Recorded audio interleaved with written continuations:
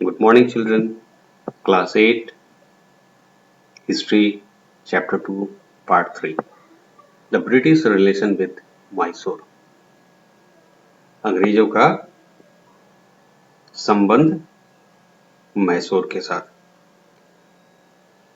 In 1761, Haider Ali was the king of Mysore.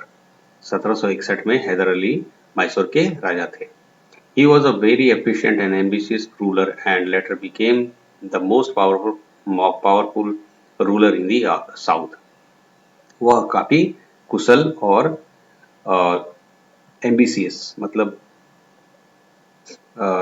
ऊंचा ऊंचा ख्वाब देखने वाले, ये काफी बड़े सोचने वाले शासक थे. And later became the most powerful ruler in the world. अब बाद में वो दक्षिण भारत में काफी शक्तिशाली शासक बने. He wanted to expand his power at the cost of his neighbours. और उन्होंने अपनी शक्ति को बढ़ाना चाहा अपने पड़ोसियों के दम पर, मीन्स उनको हराकर. The Marathas, the British and the Nizam of Hyderabad were very jealous of Hyder Ali's growth to power. और इसकी वजह से क्या था, मराठा लोग, अंग्रेज लोग और जो हैदराबाद के निजाम थे, ये काफी जलते थे हैदर अली के जो शक्ति बढ़ रही थी उनकी उससे. The English East India Company decided to make an alliance with the Marathas and the Nizam of Hyderabad to destroy the power of Haider Ali. इसकी वजह से अंग्रेजों की जो ईस्ट इंडिया कंपनी थी उसने सोचा कि एक गठबंधन बनाया जाए मराठा लोगों के साथ और जो हैदराबाद के निजाम है उनके साथ, ताकि हैदर अली की शक्ति को नष्ट किया जा सके. During the next 32 years the British fought 4 wars against Mysore. 32 साल के समय काल में अंग्रेजों ने 4 लड़ाइयां मैसूर के खिलाफ लड़ी. The first Anglo-Mysore War, 1767 to 69 AD. The Marathas, the Nawab and the Nawab of Carnatic together united against Haider Ali. Maratha लोग और हैदराबाद के निजाम और जो कर्नाटक के नवाब थे, ये तीनों लोग मिलके हैदर अली के खिलाफ लड़े. Haider in turn brought both the Nizam and the Marathas to his side by promising them territorial gain. लेकिन क्या हुआ, हैदर अली ने निजाम और मराठा को खरीद लिया, ये कहते हुए, ये वादा करते हुए कि वो उनको कुछ क्षेत्र दे देगा. He launched an attack on Arcot and reached till Madras. और उसने इन लोगों को अपने से मिला लिया और वो फिर आगे बढ़ने लगा और उसने आरकॉट और मद्रास को जीत लिया. The British were forced to conclude a treaty with them for mutual restitution of each other's territories. तो ब्रिटिशर्स लोग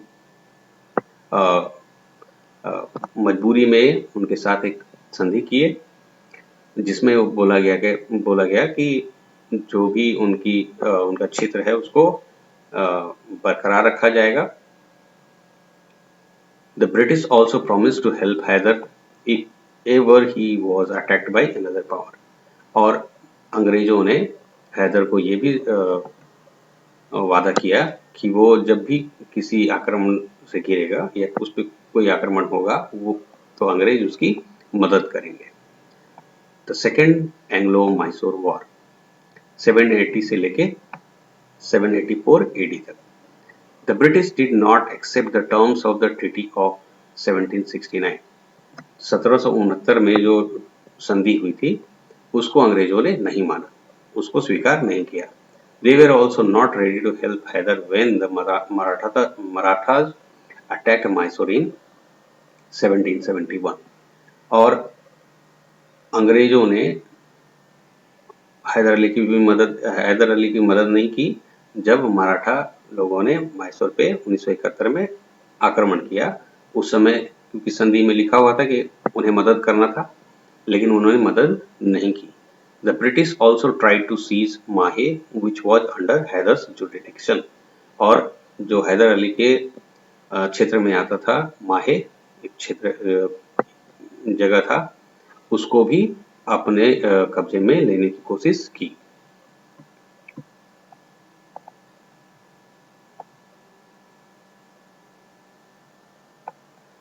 Consequently, Haider joined hands again with the Nizam and the Maratha. और क्या हुआ इसका परिणाम कि हैदर अली ने निजाम और मराठा के साथ फिर से हाथ मिला लिया। They together defeated the British 2 times in 1780 and 1782। और इन लोगों ने मिलके अंग्रेजों को हराया 1780 और 1782 में। हैदर डाइड इन दिसंबर 1782। हैदर अली 1782 में मरे and was succeeded by his son Tipu Sultan. और इसके बाद उनके बेटे जो है राजगद्दी, उनके बेटे टीपू सुल्तान ने राजगद्दी संभाली। Tipu forced the British to sign the Treaty of Mangalore in 1784।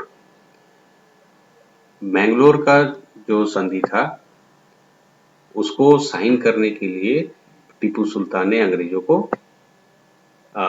मजबूर किया। Both the sides agreed to show mutual respect to each other's territories। और फिर से दोनों पार्टियों ने साइन किया और संधि पे हस्ताक्षर किया कि हम लोग एक दूसरे के जो क्षेत्र का सम्मान करेंगे।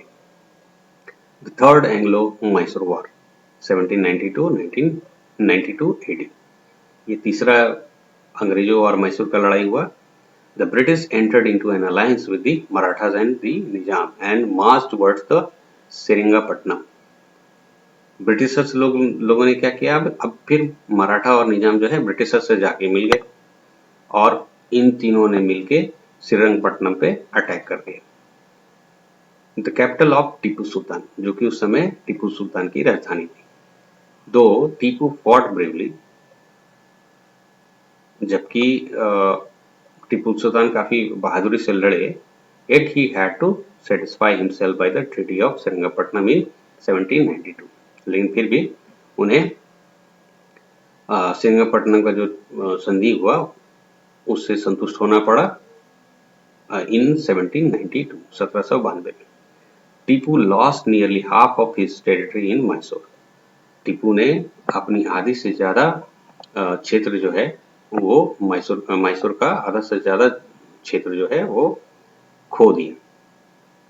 मैसूर टू द अलाइज, जो गठबंधन सेना थी उसको वो ले ली। एंड ऑल्सो हैड टू पे a war indemnity of over 3 crore rupees. और जो युद्ध हुआ था उसका जो क्षतिपूर्ति था उसमें उनको 3 करोड़ रुपए गठबंधन सेना को देनी पड़ी। The Fourth Anglo-Mysore War 1799 AD। The British again marched against Tipu Sultan in April 1799 to completely deprive his territories। अब फिर से अंग्रेजों ने टीपू सुल्तान के खिलाफ आक्रमण किया अप्रैल 1799 में, ताकि उनसे टीपू सुल्तान से सारा क्षेत्र छीन लिया जाए। In this war, Tipu died after offering tough resistance and Seringapatam was captured by the British। इस लड़ाई में टीपू सुल्तान मारे गए। हालांकि उन्होंने काफी संघर्ष किया, काफी अच्छा संघर्ष किया और श्रीरंगपट्टनम जो है अंग्रेजों के द्वारा कब्जा कर लिया गया।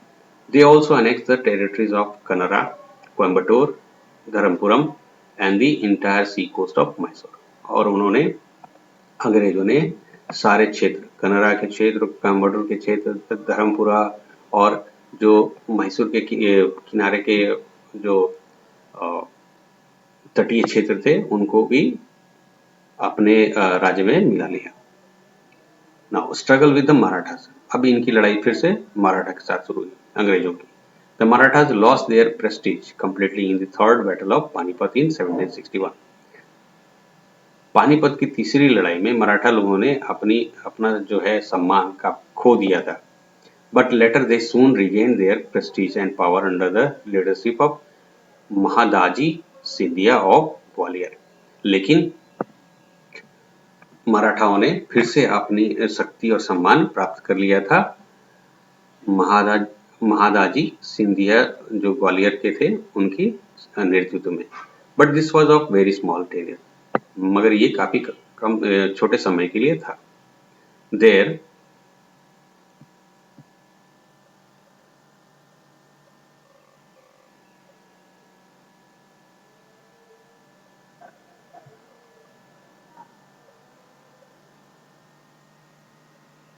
There were some mutual conflicts among the Maratha chiefs, क्योंकि मराठा जो मुखिया लोग जो थे या नेतृत्व था, उनके बीच में ही काफी सारा वर्चस्व की लड़ाई चल रही थी, उनके बीच में मतभेद था।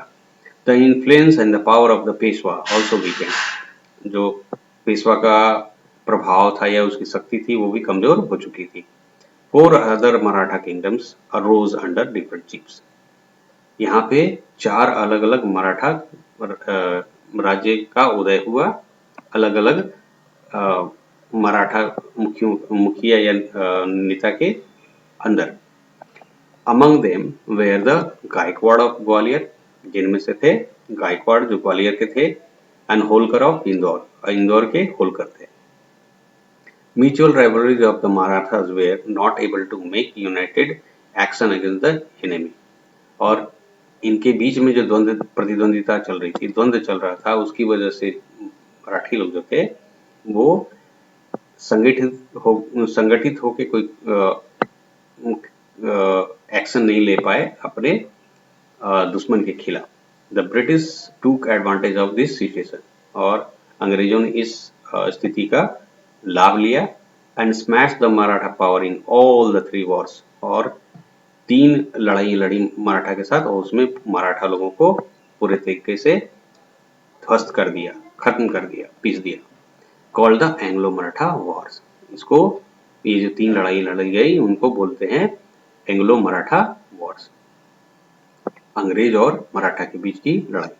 The first Anglo Maratha war, पहला जो एंग्लो मराठा वॉर था वो स्टार्ट हुआ था 1775 से लेके 82 ईस्वी तक।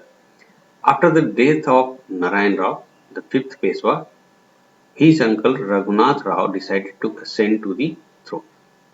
नारायण राव के जो कि 5वें पेशवा थे, उनकी मृत्यु के बाद उनके चाचा ने, जो कि रघुनाथ राव थे, सोचा या निर्णय लिया कि वो राजगद्दी संभालेंगे। In order to fulfill his desire, he decided to get up help from the British। तो उन्होंने उसकी इच्छा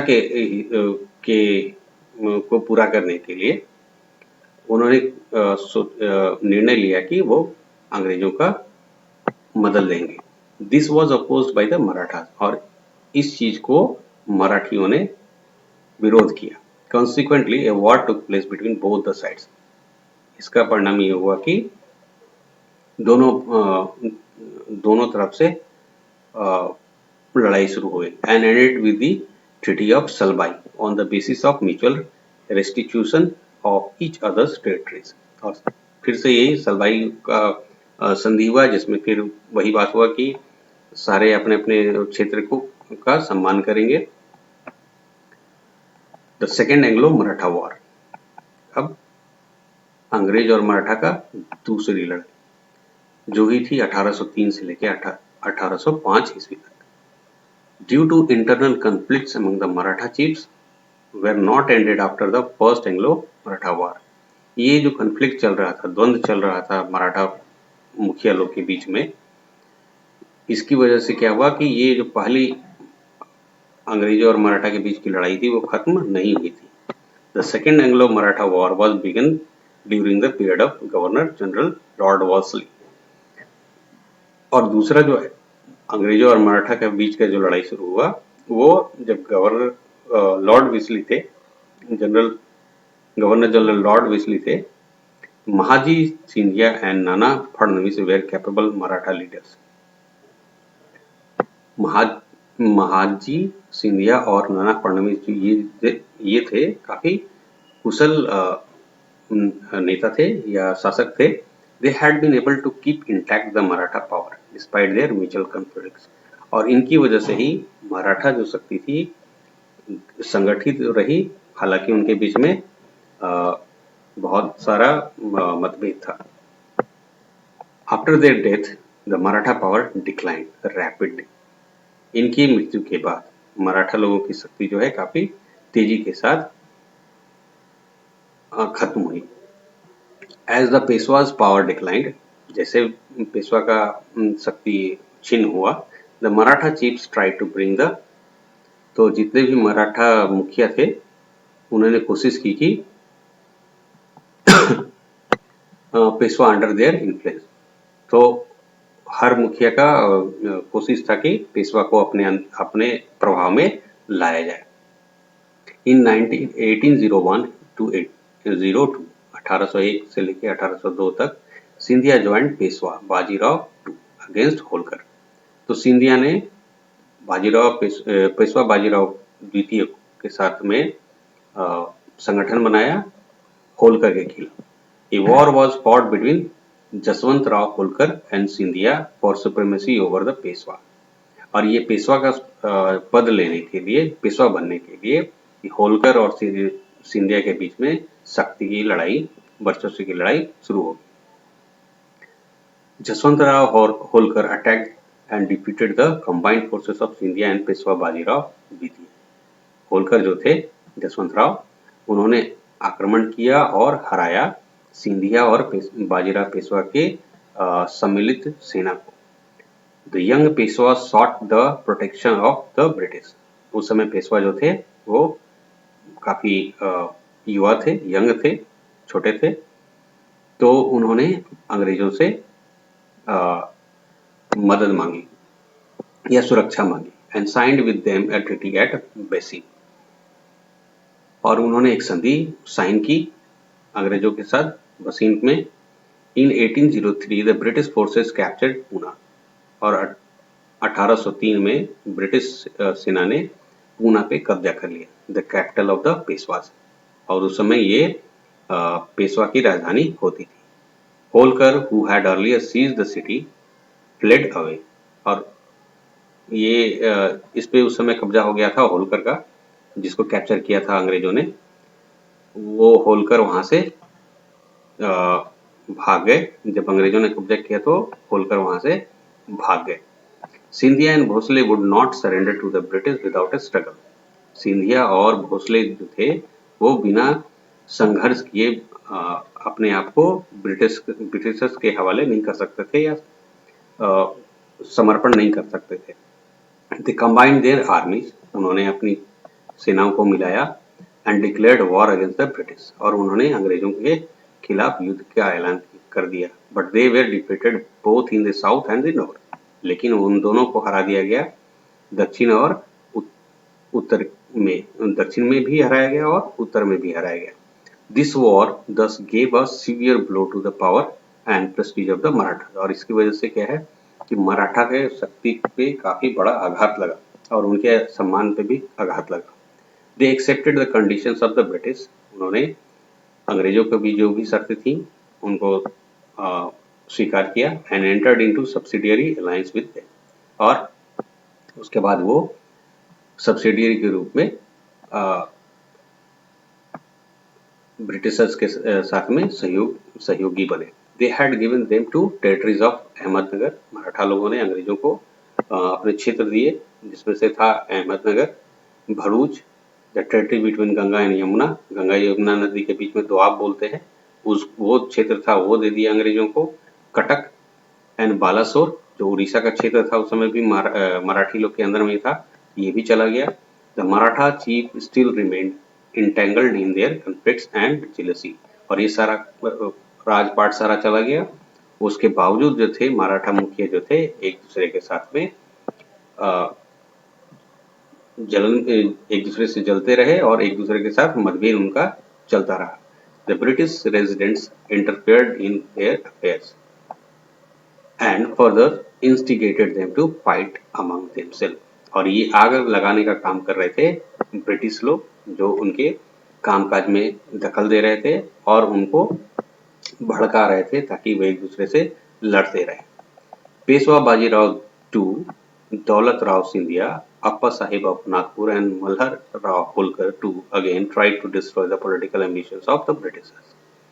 अब ब्रिटिशर्स की शक्ति बढ़ती जा रही थी, जिसकी वजह से ये सारे लोग जो हैं, पेशवा बाजीराव द्वितीय, Daulat Rao Scindia, Appa Sahib of Nagpur and Malhar Rao Holkar two, ये सारे लोगों ने कोशिश की कि राजनीतिक महत्वाकांक्षा जो है अंग्रेजों की, उसको खत्म किया जाए। But they were again defeated, लेकिन फिर से दोबारा उनको हरा दिया गया। Thereafter Poona and its districts were merged with the Bombay Presidency. और इसके बाद क्या हुआ कि पूना और इसकी जो जिले थे, इसको बॉम्बे प्रेसिडेंसी के साथ मिला दिया गया। Territories south of the Vindhyas were made सब ऑर्डिनेट टू दी कंपनी। और जो भी क्षेत्र विंध्या पर्वत के बाद की थी, मतलब दक्षिण में विंध्य पहाड़ियों के दक्षिण में थी, उनको कंपनी के साथ जोड़ दिया गया। Bajirao two was sent to Bithoor near Kanpur, और बाजीराव को भेज दिया गया बिथुर, जो कि कानपुर के पास में था।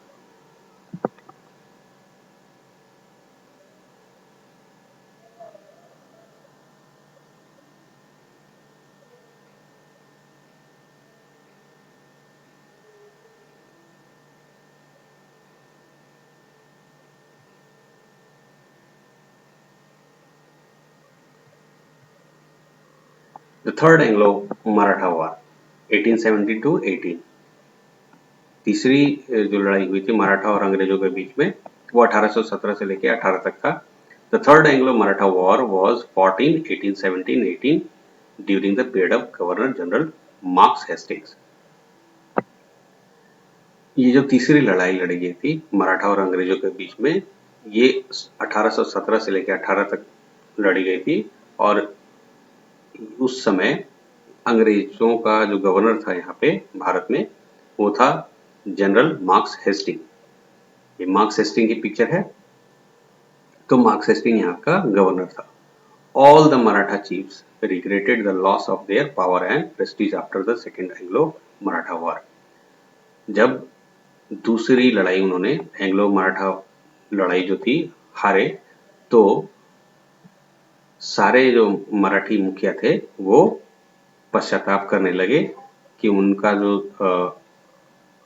शक्ति था और सम्मान था, वो छिन गया उनसे। Peshwa Bajirao two also realized his mistake to make the treaty of Basing with the British। अब पेशवा बाजीराव द्वितीय को भी एहसास हुआ कि उन्होंने गलती की संधि करके, बसिन की संधि करके अंग्रेजों के साथ। He wanted to free himself from the yoke of the British। वो अपने आप को अंग्रेजों के कब्जे से आजाद करना चाहते थे। He started to organize the other Maratha chiefs to wage a war against the British। उन्होंने कोशिश की कि बाकी दूसरे और मराठा मुखिया जो हैं उनको भी मिलाया जाए, संगठित किया जाए और अंग्रेजों के खिलाफ लड़ाई लड़ी जाए। Governor general Hastings was alarmed. Governor general Hastings जो था वो काफी सचेत हो गया। He forced Peshwa Bajirao to sign another treaty at Pune in 1870। तो उसने पेशवा बाजीराव द्वितीय को फिर से मजबूर किया एक दूसरा संधि करने के लिए पूना में 1817 में। According to it, the Peshwa gave up the leadership of the Maratha chiefs।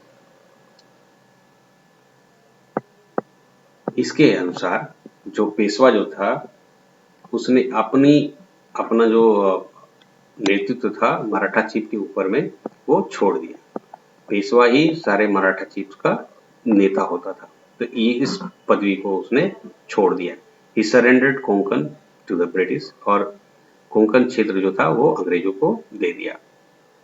Hastings also forced the Scindia of Gwalior to sign a treaty in 1817। 1817 में हेस्टिंग ने सिंधिया, जो ग्वालियर के सिंधिया थे, उनको भी मजबूर किया एक संधि पे हस्ताक्षर करने के लिए। The latter agreed to stop help to the Pindaris who were fighting a war against the British। और सिंधिया जो ग्वालियर के सिंधिया थे, उन्होंने ये भी मान लिया कि वो जो पिंडारीज थे, जो कि अंग्रेजों के खिलाफ लड़ रहे थे उस समय, उनको मदद देना बंद कर देंगे। Bhosle of Nagpur had also signed such a treaty but attempted to regain his independence. Nagpur के जो भोसले थे उन लोगों ने भी इस तरह की संधि पे साइन किया था, लेकिन कोशिश किया कि वो हमेशा आजाद रहे। He declared a war against the British. उन्होंने अंग्रेजों के खिलाफ लड़ाई की। He attacked the British residency at Kirki but he was defeated. उसने जो अंग्रेजों का अंग्रेजी लोग जहाँ पर रहते थे उस जगह पे, जो कि किर्की में था, उस जगह पे आक्रमण किया, लेकिन वहाँ भी इनको हार का मुंह देखना पड़ा।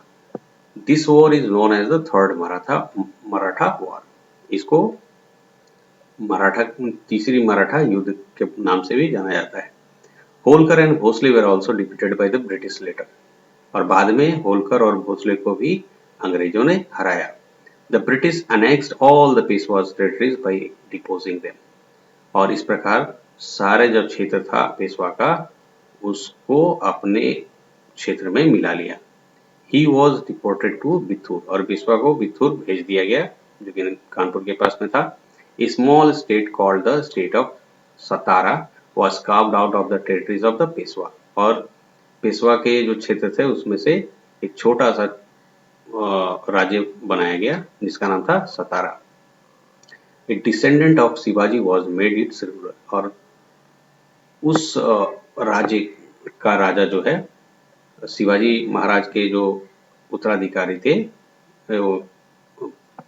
वंशज थे, उनको बनाया गया। Bhosle had to surrender his territory situated north of the Narmada. Bhosle को अपने क्षेत्र को, जो कि नर्मदा नदी के उत्तर में था, उसको भी समर्पण करना पड़ा। All the Maratha chiefs signed subsidiary alliances with the officials of the company। और सारे मराठा मुखिया जो थे उनको साइन करना पड़ा था कंपनी के अधिकारियों के साथ कि हम उनके साथ में हैं। The power of the Marathas was shattered forever। यहाँ से मराठाओं का जो शक्ति था हमेशा के लिए खत्म हो चुका था। Gradually,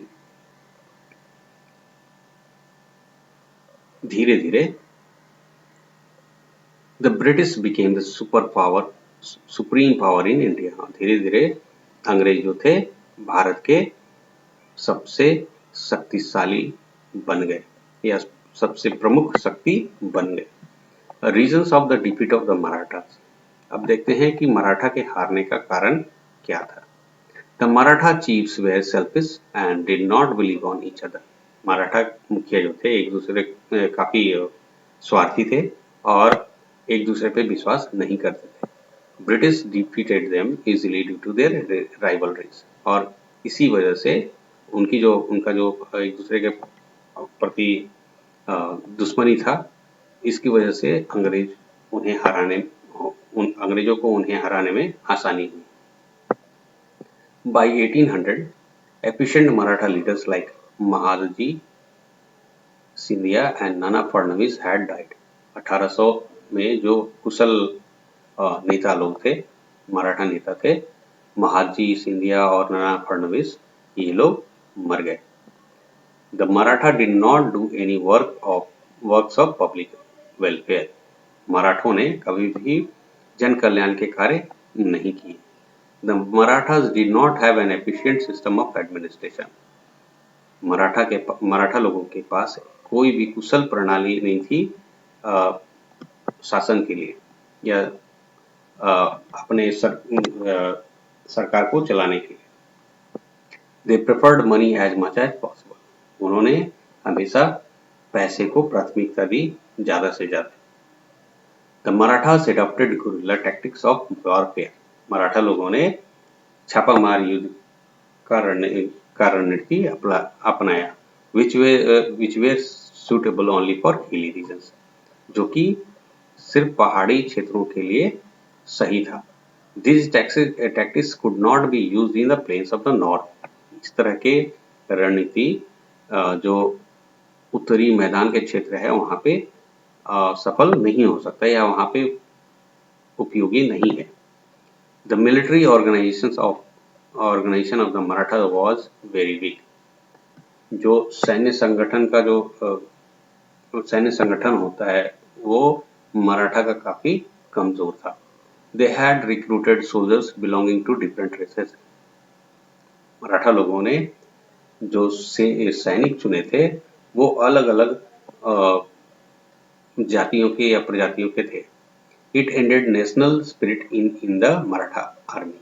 और इसकी वजह से क्या हुआ कि मराठा आर्मी के अंदर में जो राष्ट्र की भावना थी वो खत्म हो गई. The Maratha leaders were not efficient diplomats. Maratha जो नेता थे वो बहुत अच्छे डिप्लोमेट्स नहीं थे, कूटनीतिज्ञ नहीं थे. They could not seek cooperation of Indian rulers against the British. वो दूसरे भारतीय राजाओं का सहयोग प्राप्त नहीं कर पाए अंग्रेजों के खिलाफ. The British forces were disciplined and well organized. अंग्रेजी जो सेना थी वो काफी अनुशासित थी और अच्छे से संगठित थी. They also did their work in a planned manner. और वो अपने काम को एक सुनियोजित तरीके से करते थे. Punjab and Sindh annexed. अब देखते हैं कि पंजाब और सिंध जो है वो कैसे कब्जे में लिया गया ब्रिटिश द्वारा. The British began to interfere in Afghanistan's internal affairs when they saw Russian attack on India was possible through Afghanistan in 1830. अब क्या हुआ कि ब्रिटिशर्स लोग अफगानिस्तान के अंदरूनी मामले में भी दखल देने लगे जब उन्होंने देखा कि रसियन जो है 1830 में भारत पे शायद हमला कर सकते हैं. As a result, expensive Anglo-Afghan wars were occurred between 1838 and 1842.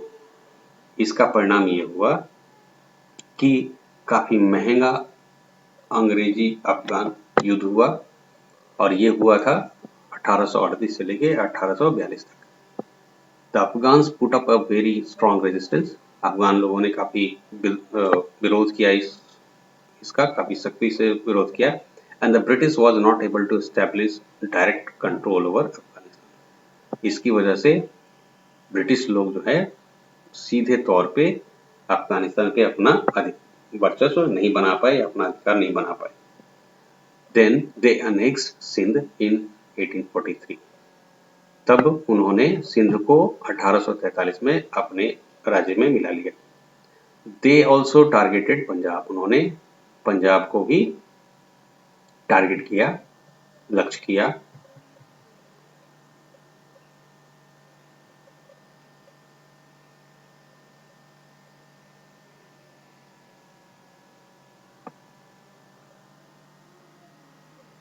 The British started interfering in the affairs of Punjab after the death of Ranjit Singh in 1835 AD.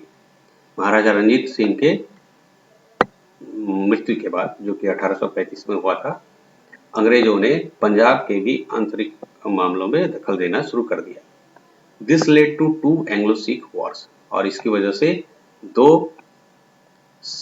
अंग्रेजों और सिखों की लड़ाई हुई 1845 से लेके 1849 तक. In these wars, the Sikhs were defeated and the British under Lord Dalhousie, Governor General 1848 से 1856, annexed Punjab in 1849. तो इस लड़ाई में सिख लोग हार गए ब्रिटिशर से, अंग्रेजों से. और उस लड़ाई का नेतृत्व किया था अंग्रेजों की तरफ से लॉर्ड डलहौजी ने, जो कि गवर्नर जनरल थे 1848 से लेकर 1856 तक. और उन्होंने क्या किया कि 1849 में पंजाब को अपने क्षेत्र में मिला लिया. Lower Burma. The lower Burma, coastal Myanmar, was annexed by the British in 1852. As a result, the British established their control over the eastern coast of the Bay of Bengal. जो निचला बर्मा है, जिसको जो कि तटीय क्षेत्र है, उसको अंग्रेजों ने अपने क्षेत्र में मिला लिया था 1852 में। और उसका परिणाम ये हुआ कि ब्रिटिशर्स ने पूरे जो बंगाल की खाड़ी का जो पूर्वी कोस्टल एरिया है, उसको अपने क्षेत्र नियंत्रण में ले लिया। डलहौजीज एक्सपेंशनिस्ट पॉलिसीज। अब ये डलहौजी का जो है विस्तारवादी नीति जो था, देखते हैं। The rapid expansion of British territories in India around the mid 19th century was also possible due to Lord Dalhousie's policies। ये जो तेजी के साथ अंग्रेजों का जो क्षेत्र का विस्तार था भारत में 19वीं शताब्दी के मध्य तक, ये संभव हो सका सिर्फ और सिर्फ लॉर्ड डलहौजी की नीतियों की वजह से। The doctrine of lapse. Lord Dalhousie applied the doctrine of lapse.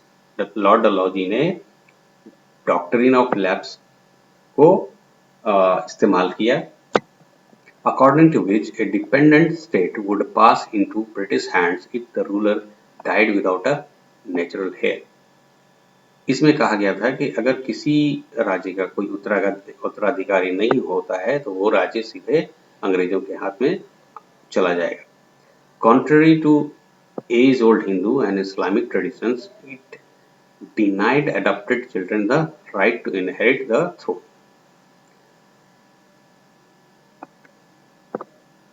Hindu और इस्लामिक रीति रिवाज के हिसाब से कई बार क्या होता था, दत्तक पुत्र लिया जाता था, जिसको कि शासन दिया उत्तराधिकारी बनाया जाता था। लेकिन इस पॉलिसी में उस चीज को पूरे तरीके से खारिज कर दिया गया कि नहीं, दत्तक उत्तराधिकारी होगा, जिसको गोद लिया जाएगा, वो उत्तराधिकारी नहीं बन सकता है। सतारा 1848, Sambalpur 1849, Udaipur 1852, Nagpur 1853 and Jhansi 1854 were also annexed under this policy। और ये सारे जो हैं इसी नीति के अंतर्गत अंग्रेजों के अधिकार में चले गए। So end of the chapter. अब देखते हैं summary. The Mughal Empire became very big after the death of Aurangzeb in 1707। 1707 में औरंगजेब के मृत्यु के बाद जो मुगल साम्राज्य था वो काफी कमजोर हो गया था। Siraj-ud-Daulah was annoyed with the behavior of the officials of the company and attacked Qasim बाजार। सिराजुद्दौला जो था कंपनी के अधिकारियों के व्यवहार से काफी क्रोधित हुआ या गुस्से में था और उसने कासिम बाजार पे आक्रमण कर दिया। To replace Sirajuddaulah, Clive signed a treaty with Mir Jafar. Sirajuddaulah को हटाने के लिए क्लाइव ने मीर जाफर के साथ एक संधि की। Mir Qasim was an efficient nawab of Bengal. Mir Qasim जो था वो एक सक्षम नवाब था बंगाल का। In the battle of Buxar, the nawab of Awadh and Bengal along with Mughal empire Shah Alam II were defeated। Buxar की लड़ाई में जो अवध के नवाब थे और बंगाल के जो नवाब थे मीर कासिम और उनके साथ में मुगल सम्राट शाह आलम द्वितीय जो थे, ये तीनों की सेना को अंग्रेजों ने बक्सर की लड़ाई में हराया। ये political confusion prevailed after the death of Aurangzeb. Aurangzeb के मरने के बाद राजनीतिक उलझन